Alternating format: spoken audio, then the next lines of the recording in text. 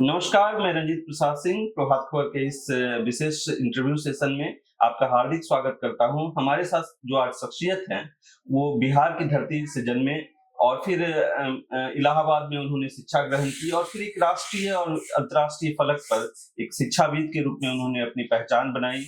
आज साहित्य अकादमी की ओर से उन्मेष कार्यक्रम में वो शिरकत करने के लिए पटना आए हुए हैं।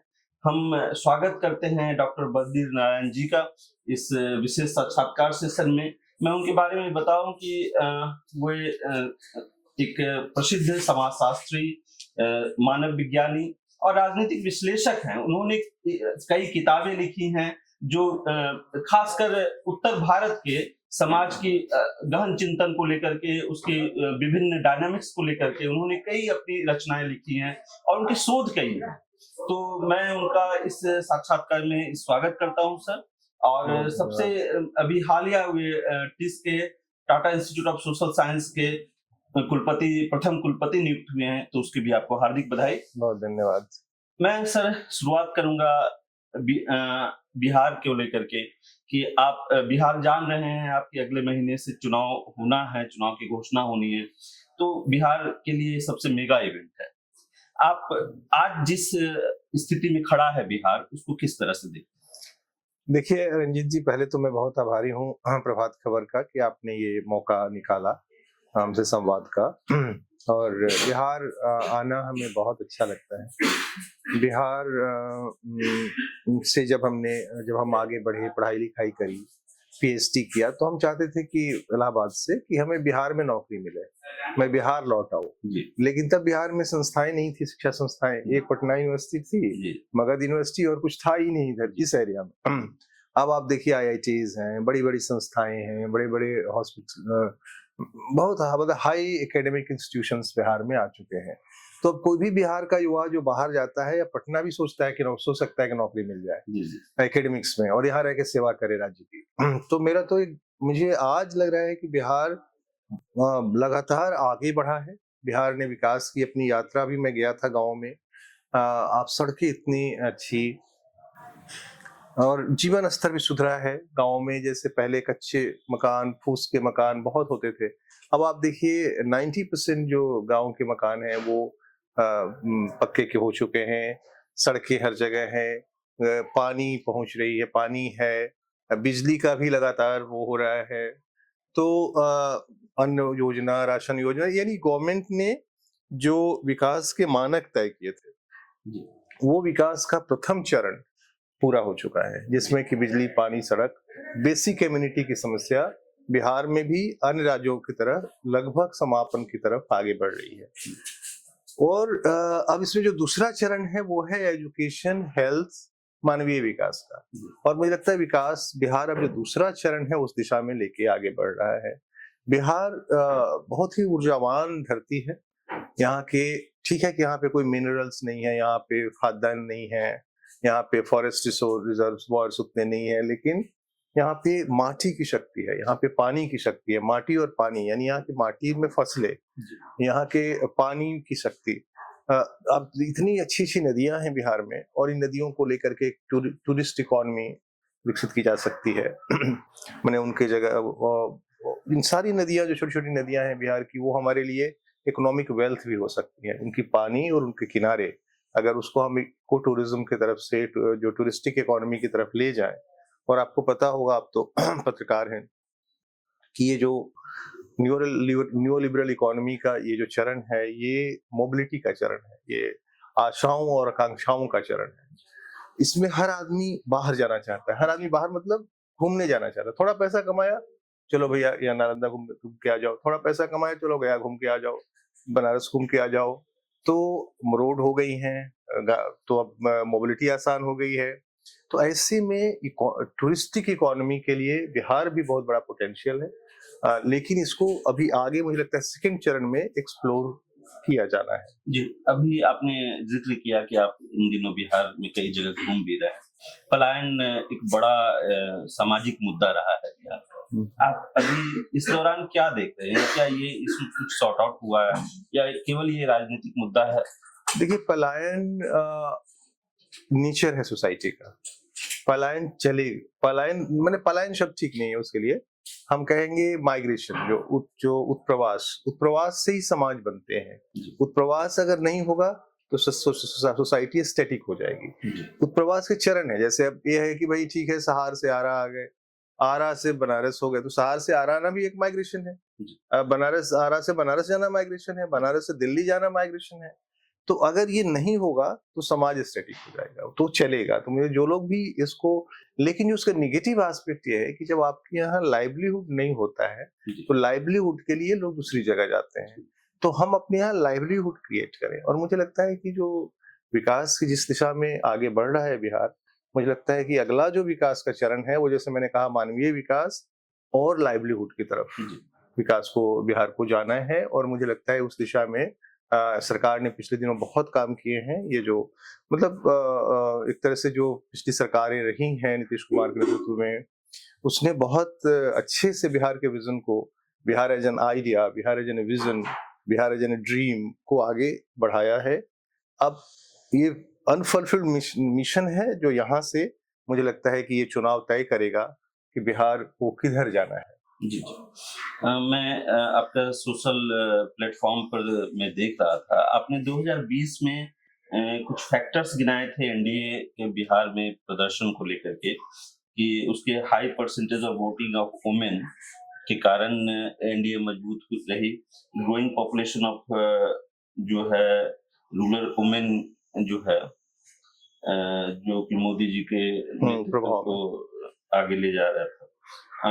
लो स्ट्राइक रेट ऑफ कांग्रेस, और Mahadalit and EBC are still with Nitish lead JDU. तो क्या आप देखते हैं कि इस चुनाव में भी क्या यही फैक्टर है या कुछ फैक्टर्स बदले?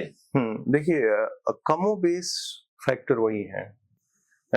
जैसे महिलाओं में आकर्षण अभी भी मोदी और नीतीश कुमार जी का काफी है, क्योंकि जो उनकी बेसिक इम्यूनिटी है वो लगातार, देखिए एक बड़ा चेंज आया है इस समय की राजनीति, डेमोक्रेसी की बेनिफिशियरी पॉलिटिक्स के अराउंड हो गई है। जी, बेनिफिशियरीज, हर दल अपना बेनिफिशियरी क्रिएट करता है।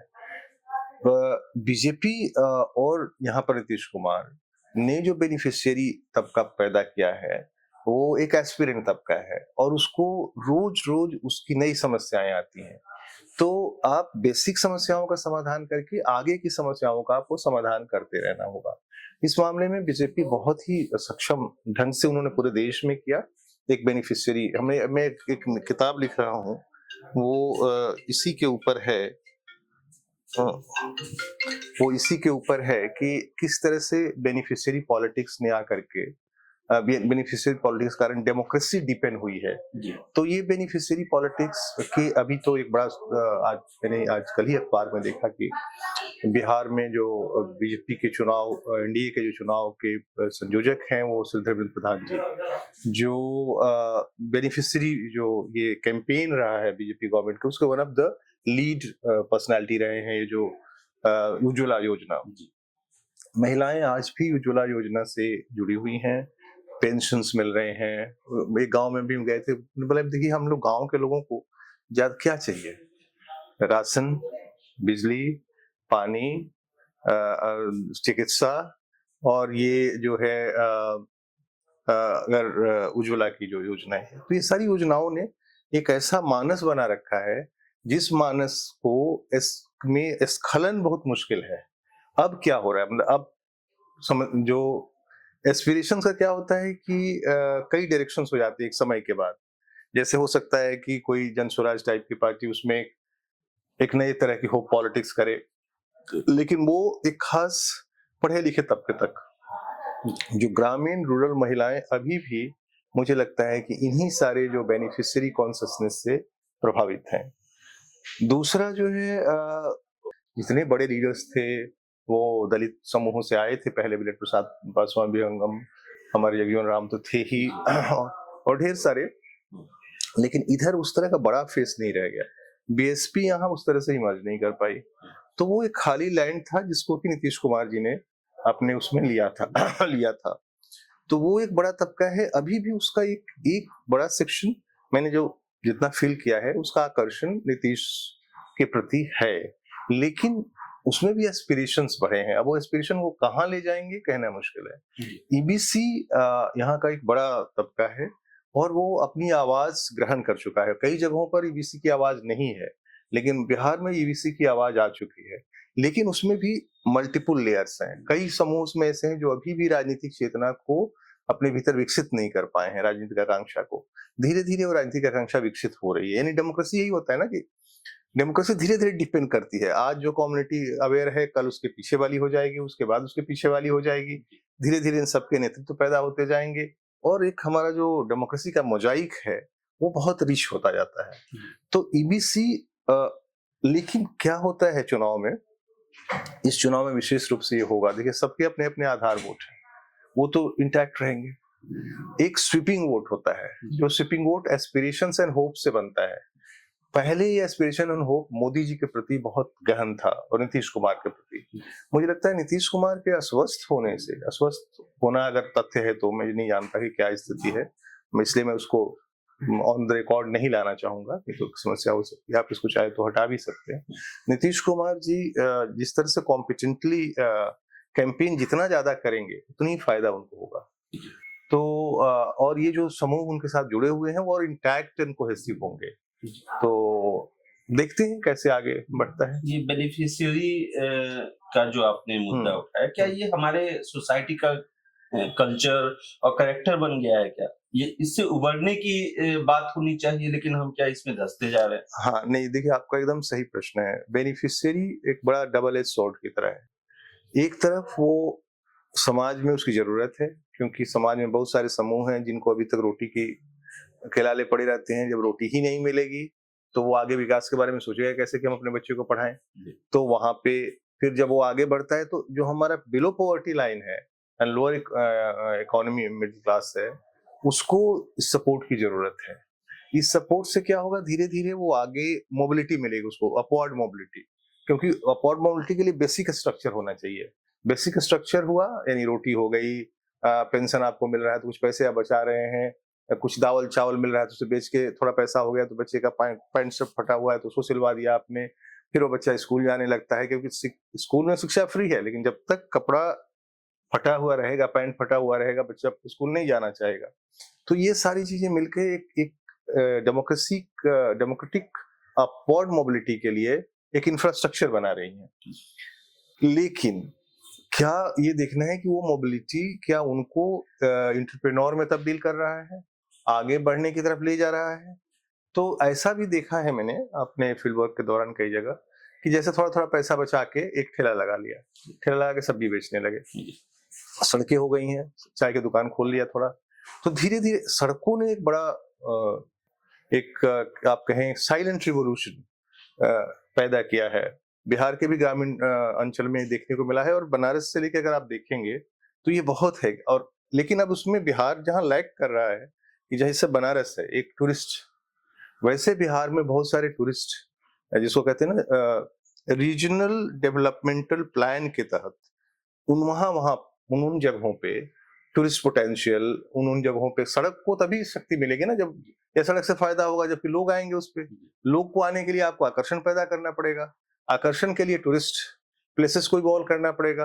तो रीजन बेस्ड डेवलपमेंटल, जैसे आरा से लेकर के ये पूरा जो एरिया है बनारस तक का, इसकी एक अपनी सोशल साइकी है, अपना रिसोर्स है, उसको लेके अलग प्लानिंग। इधर मगध का ये जो क्षेत्र है इसके लिए अलग प्लानिंग। तो जोनल डेवलपमेंटल प्लान जब गवर्नमेंट बनाएगी तो ये जो बेनिफिशियरी है ये एंटरप्रेन्योर में तब्दील हो जाएगा और आगे बढ़ने लगेगा। तो ये बड़ा क्रूशियल है, ये समझना होगा कि बेनिफिशियरी कॉन्शियसनेस, अब डेमोक्रेसी का डिबेट पहले क्या था, पुअर लेबर, अब वो खत्म हो गया। अब डेमोक्रेसी का डिबेट में बेनिफिशियरी सेंट्रल हो गया है और वो बढ़ता जा रहा है। अभी मैंने देखा कि इतना हर पार्टी, तो यहाँ तेजस्वी जी भी प्रॉमिस कर रहे हैं, हमारे नीतीश जी भी कर रहे हैं, सभी अपनी नई नई योजनाएं लेकर के आ रहे हैं। तो अगला भी जो टेस्ट होगा डेमोक्रेसी का, डेमोक्रेटिक गवर्नेंस का बिहार में, वो तो बेनिफिशियरी के आधार पे होगा। और अब बेनिफिशियरी डिस्कोर्स इसलिए इंपॉर्टेंट भी हो जाएगा क्योंकि बीजेपी ने लगातार उसमें काम किया है, और अभी जो चुनाव संयोजक हैं वो खुद बेनिफिशियरी के एक जो बड़े स्कीम को उन्होंने लीड किया है। तो scheme will be in debates in Bihar elections, either in terms of hope, और यानी लोगों के मन में, या डिस्कोर्स में। मन में तो चल रहा है, डिस्कोर्स में आ रहा है कि नहीं आ रहा है, आप लोग बेहतर बताएंगे। मैं अति पिछड़ा की राजनीति पर बात करना चाहूंगा हाँ, कि जैसे दो चीजें हैं। एक तो जैसे कर्पूरी ठाकुर जी को भारत रत्न देने की बात दिया हुई, क्या है, हाँ तो उसमें आपने एक आर्टिकल में लिखे कहा थे। भी हम्म, कि जो है इसे राजनीतिक दृष्टिकोण से भी देखा ही जाना चाहिए। एक राजनीति वो है कि आप सम्मान दें, उनको टिकट दें उस वर्ग को।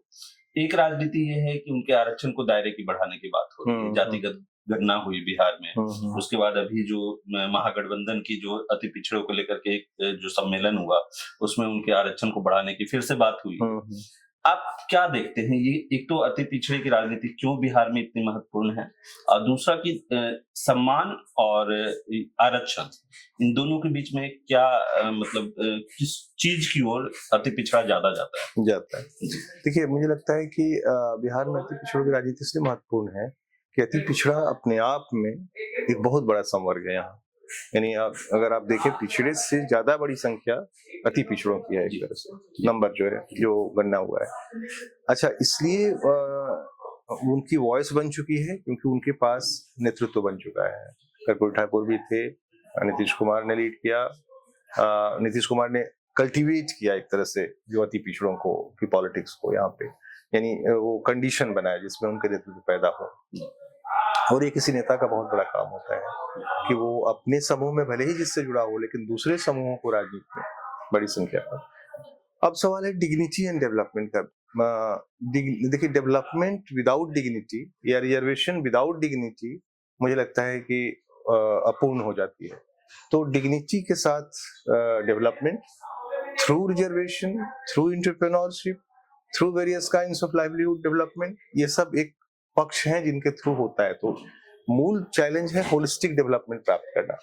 और अब देखिए, जो बीजेपी ने पिछले दिनों एक स्पेशली नरेंद्र मोदी ने एक जो समग्र सामाजिक न्याय का कॉन्सेप्ट दिया है, उन्होंने समग्र सामाजिक न्याय का कॉन्सेप्ट ये है कि हॉरिजेंटल प्रॉब्लम को हॉरिजेंटली एड्रेस करना, जिसमें रिजर्वेशन एक एस्पेक्ट है, लेकिन गरीबी और उससे जुड़ी हुई जो वल्नरेबिलिटी है उसको एड्रेस करने के लिए अलग अलग तरह से, जैसे डिग्निटी ऑफ द कम्युनिटी, उनके आइकॉन्स, उनके ट्राइबल्स आइकॉन, अति पिछड़ों के आइकॉन, दलितों के आइकॉन को बहुत महत्व दिया, उनके लिए मेमोरियल, ये डिग्निटी का इशू है। काशीराम जी कहते थे कि भाई हम रोटी तो खा लेंगे लेकिन हमारे सम्मान चाहिए। तो ये जो सम्मान है वो बीजेपी उसको एड्रेस करती है। सम्मान के साथ रिजर्वेशन भी मिले, डेवलपमेंट के योजनाएं भी पहुंचे, लेकिन ये नहीं कि हम तुमको दे रहे हैं, ये ले जाओ, राशन ले लो। अब ये जो मशीन आ गया है, हम लोगों ने इंटरव्यू कर रहे थे, हम लोग गाँव में तब हम इलाहाबाद में थे, तो लोग कहते थे भाई देखिए ये जो मशीन आ गया है ना, जिससे ऐसे हम दबाते हैं हमको राशन मिल जाता है। अब वो बीच में जो मुखिया होता था पहले या कोटेदार, जो उनको 10 बार सुनाता था, अरे तुम लोग आ जाते हो, डांटता डपटता था, मिसबिहेव करता था, वो एजेंसी कमजोर हो गई। तो ये जो डिस्ट्रीब्यूशन ऑफ डेमोक्रेटिक रिसोर्सेज है वो बहुत डिग्निफाइड ढंग से गवर्नमेंट ने पुश किया है, केंद्रीय स्तर पे भी, नेशनल स्तर पे भी, राज्य स्तर पे भी। और बहुत सारे स्टडीज हैं जो ये बताते हैं कि कैसे एक डिग्निटी और सम्मान के साथ डिस्ट्रीब्यूशन ऑफ रिसोर्सेज हो रही हैं। बिहार की एक छवि रही है कि वहाँ जातिवाद के नाम पर ही वोट होता है, और ये क्या आप देखते हैं कि अब बिहार की राजनीति इस नैरेटिव से ऊपर उठकर कोई नया नैरेटिव गढ़ रहा है? मुझे लगता है, देखिए बिहार में हर बहुत सारी जगहों पे जाति एक बड़ा फैक्टर है डेमोक्रेसी में। अपने रजनी कोठारी का जो डिस्कोर्स उन्होंने कास्ट के लेकर किया था वो आज तक रेलेवेंट है, वैसे ही चल रही है। राजनीति डेमोक्रेसी को, कास्ट को और मजबूत करती है, यानी कास्ट जो खत्म होती जाती है उसको डेमोक्रेटिक पॉलिटिक्स आके और स्ट्रेंथन कर देती है। तो चल, मुझसे मुक्ति तो संभव नहीं है, वो तो रहेगा, हर समाज में रहेगा। लेकिन बिहार में एक विकास की चाह और एक होप, एस्पिरेशंस बहुत बड़े हैं, और वो एस्पिरेशन से बड़े हैं कि इकोनॉमिक मोबिलिटी भी बिहार में पिछले दिनों आई है। लेकिन अब वो किस डायरेक्शन में जाएगा, वो कौन ऐसा लीडर है जो उस होप को तुष्ट कर पाएगा, ये बड़ा प्रश्न है। और ये अभी तक नरेंद्र मोदी और नीतीश कुमार ने कॉम्पिटेंटली किया है, उस होप को एड्रेस किया है, उस एस्पिरेशंस को जवाब दी है, उसको रिस्पॉन्ड किया है, उसके लिए इंफ्रास्ट्रक्चर दिया है। अब यहाँ के बाद जो वो होप किस तरह से बिहार को बदलता है, बिहार की राजनीति को बदलता है। और मुझे लगता है कि अभी भी मैंने ये जो देखा है, समझा है, उससे लगता है कि बिहार में बेनिफिशियरी इस बार भी बिहार के चुनाव को तय करने में चुप-चुप से साइलेंटली एक बड़ी भूमिका निभा रहा है। वो दिखाई नहीं पड़ता है, वो आपको सुनाई नहीं पड़ेगा, लेकिन वो कहीं न कहीं है और वो बड़ा मध्यम गति से है। अब वो बूथ के दिन कैसे आएगा, यानी वो depend on the political parties कि वो कैसे उसको मोबिलाइज करती हैं अपने। और बेनिफिशियरी की होप हर राजनीतिक दल दे रहा है, चाहे वो आरजेडी या एनडीए गठबंधन, यूपीए गठबंधन या जनसुराज या सारे फैक्टर्स, सारी political forces, those who are contesting for the power in Bihar, their discourse are based on beneficiary and democracy discourse. एक सवाल मैं प्रचार के तरीके पर बात करना चाहूंगा कि पहले नुक्कड़ सभाएं से लेकर के सभाओं पर ही फोकस होता था। अब पूरी तरह से वो डायनामिक्स बदल गया है सोशल मीडिया के दौर में, और मतलब एक नैरेटिव गढ़ा जा रहा है नेताओं को लेकर। आप क्या देखते हैं कि बिहार में कितना बड़ा फैक्टर होने वाला है कि सोशल मीडिया पर कैसे चीजें आएंगी और क्या नया डिस्कोर्स? देखिए, मुझे लगता है आप हम लोगों से ज़्यादा अच्छी तरह आप लोग जानते हैं, क्योंकि आप लोग जर्नलिस्ट हैं, कि एकदम सही है कि जो डिस्कोर्स का तरीका है बदल चुका है। हम लोग के ज़माने में मीटिंगें होती थी, बड़ी बड़ी रैलियाँ होती थी, वो नुक्कड़ नाटक वगैरह जो आपने बताया वो सब होते थे, लेकिन अब वो सब लगभग हाशिए पर है। मूल ये मोबाइल और उसमें उसका जो साइबर वर्ल्ड है, जिसको कहते हैं हम लोग जो साइबर स्पेस, वो डोमिनेंट हो गया है। और साइबर स्पेस की अपनी पॉलिटिक्स है, इन्फ्लुएंसर हैं, उसके लिए मुझे लगता है जर्नलिस्ट हैं, ट्रोलर्स हैं, पेड ट्रोलर्स हैं, जर्नलिस्ट, हाँ, फेक अकाउंट्स हैं। वो एक बड़ा, बट उससे जो डिस्कोर्स खड़ा होता है रंजीत जी, वो फेक डिस्कोर्स होता है।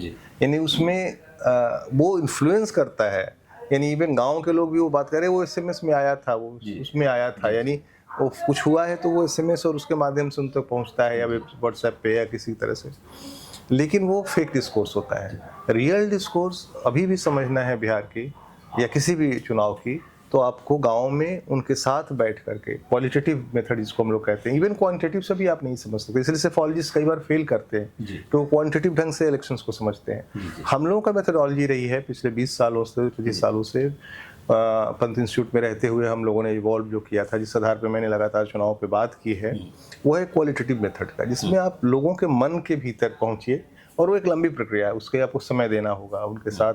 और वो पूरे, ऐसा नहीं कि आपने कहते कि इतने हजार लोगों ने ऐसा कहा, 10 लोगों ने जो कहा उससे आप पूरे 1000 लोगों को समझ सकते हैं। तो बिहार के मन को समझने के लिए, बिहार के चुनाव को समझने के लिए बिहार के लोगों के मन में उतरना होगा, और उसके लिए एक अलग पद्धति की जरूरत है। सर, आपसे आखिरी सवाल, ये जो चुनाव है, ये एक तो बिहार को किस ओर ले जा रहा है, और दूसरा कि ये इससे बिहार की क्या राजनीति तय होगी?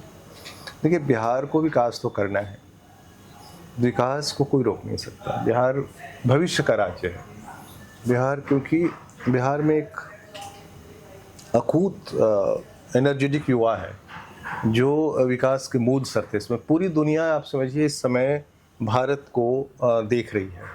वेस्ट के सारे रिसोर्सेस लगभग क्राइसिस में हैं। हम अभी स्विट्जरलैंड के एक यूनिवर्सिटी में थे, और वहाँ बहुत सारे इंटेलेक्चुअल्स कह रहे थे कि हम भारत ही वो रास्ता देगा जिससे दुनिया क्राइसिस से उबर सकती है। अमेरिका का क्राइसिस आप देख ही रहे हैं, वेस्ट क्राइसिस में है, तो ऐसे में भारत और नरेंद्र मोदी जी के नेतृत्व में भारत ने विकास के अपनी जो क्षमता है उसको बहुत प्रदर्शित किया है, पूरी दुनिया उसको मान रही है। और जब भारत को विकास करना है तो बिहार को विकास करना होगा। बिहार के विकास के बिना भारत का विकास संभव नहीं है, तो बिहार का विकास तो होना ही है। अब सवाल है कि ये किस तरह के लीडरशिप में होगा।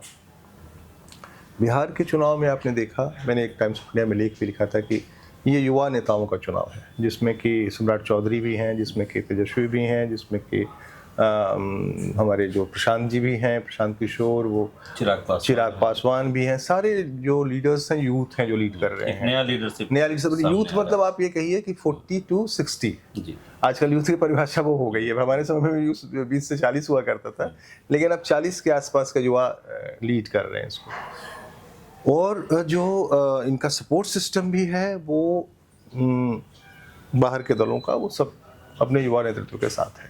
और बिहार की युवा शक्ति बहुत महत्वपूर्ण है। इस युवा शक्ति का अभी तक विश्वास नरेंद्र मोदी जी पर बहुत गहन है। वो विश्वास अगर किधर या कौन उस विश्वास में शेयर लेता है, कौन उसका हिस्सेदारी बनता है, हालांकि ये भी तय है कि there are multiple kind of युवा। देयर आर कास्ट आधारित युवा, देयर आर जागृत युवा, यानी एक जाति आधारित युवा, एक जागृत युवा। तो ये जो जागृत युवा है वो बिहार के नेतृत्व को, राजनीति को तय करने जा रहा है। वो जागृत युवा होप और आकांक्षा से प्रभावित युवा है, जो बिहार को बहुत, और जो वो बिहार से बाहर जाता है IAS बनता है। आप देखिए, बिहार से बाहर जाता है CO बनता है। आप मीडिया में देख लीजिए, सब टॉप मोस्ट ज़्यादातर लोग यहाँ से निकले हैं। ये जागृत युवा है, और ये जागृत युवा बिहार की राजनीति तय करेगा। इसका इंडिकेशन क्या होगा अगले उसमें, ये देखना होगा किधर जाता है, क्या जाता है। हालांकि नीतीश कुमार का आकर्षण अभी तक ऐसे जागृत युवाओं में अभी भी है। नरेंद्र मोदी जी का आकर्षण है, उसमें हमारे जो सम्राट चौधरी, तेजस्वी यादव, प्रशांत जी, इन सब के शेयर भी उस युवा में बन रहे हैं। और उसी युवा में स्वीपिंग वोट्स तय होगा, उसी से उसका 1% कुछ परसेंट ऐसा होगा जो स्वीप करेगा इधर से उधर, जिसकी राजनीति अभी तय नहीं है। वो अपनी आकांक्षाओं से प्रभावित है, बिहार का विकास चाहता है, लेकिन वो किधर वोट देगा वो अभी तय नहीं है। वो सोशल मीडिया पे लिख रहा होगा, किसी की तारीफ कर रहा होगा, लेकिन वोट की 4 दिन पहले, 3 दिन पहले उसका मन तय होगा। और वो जिसको वोट देगा, मुझे लगता है चुनाव इस बार स्वीपिंग वोट्स तय करेगी बिहार में चुनाव को। तो वो युवाओं का होगा वो युवाओं का होगा और महिलाओं का होगा। महिलाओं का, अति पिछड़ों का ऑलरेडी एक बड़े तबके का मन बना हुआ है, और वो एक आधार वोट भी है। और आप लोग उसे बेहतर जानते होंगे कि उनका ज़्यादातर कॉन्सेंट्रेशन किन राजनीतिक दलों की तरफ रहा है पिछले हिस्टोरिकली, किधर रहेगा, ट्रेंड्स क्या हैं। लेकिन युवा और महिलाएं बेनिफिशियरी 3 मिल करके बिहार के चुनाव को, यानी युवा और महिलाओं में भी बेनिफिशियरी का एलिमेंट है, गरीबों में भी बेनिफिशियरी का एलिमेंट है, EWS में भी, मतलब अति पिछड़ों में भी बेनिफिशियरी का एलिमेंट है। तो अगर सूत्र वाक्य में कहें तो बिहार का ये चुनाव बेनिफिशियरी डिस्कोर्स तय करेगी, कौन उसको लीड करता है। दूसरा, बिहार का चुनाव आधार स्तर पर देखें तो महिला, युवा और अति पिछड़े की बड़ी हिस्सेदारी से तय होने जा रही है। और सभी दल, मुझे लगता है, इसके अराउंड अपनी कोशिशें कर रहे हैं। तो ये थे डॉक्टर बद्री नारायण जी, जिन्होंने हमें बिहार के सामाजिक, राजनीतिक सभी परिप्रेक्ष्य पर हमारे साथ खुलकर विस्तार से बातचीत की। उनका बहुत बहुत आभार हमारे साथ बातचीत करने के लिए। बहुत धन्यवाद। बहुत धन्यवाद रंजीत। प्रभातखबर.com, विश्वास वही, रफ्तार नहीं।